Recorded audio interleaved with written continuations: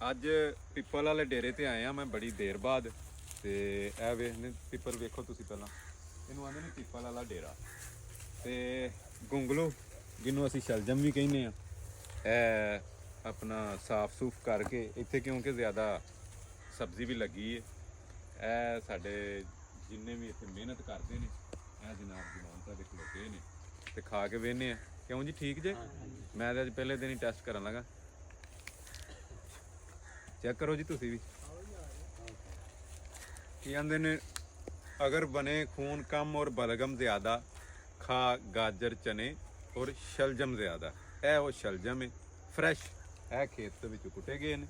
ਇਹ ਪਿੱਛੇ ਖੇਤ ਵੀ ਵਿਖਾਓ ਜੀ। ਇਹ ਤੇ ਅਬਲਾ ਪਾਲਕ ਹੈ, ਉਹ ਅੱਗੇ ਉਹ ਸ਼ਲਜਮ ਨੇ ਜੀ। ਇਹ ਬੜਾ ਮਜ਼ਾ ਹੈ ਪੰਜਾਬੀ ਕਲਚਰ ਸਾਡੇ ਦਾ, ਕਿ ਘਰ ਦੀਆਂ ਸਬਜ਼ੀਆਂ ਸਾਰੀਆਂ ਆਰਗੈਨਿਕ ਫਰੈਸ਼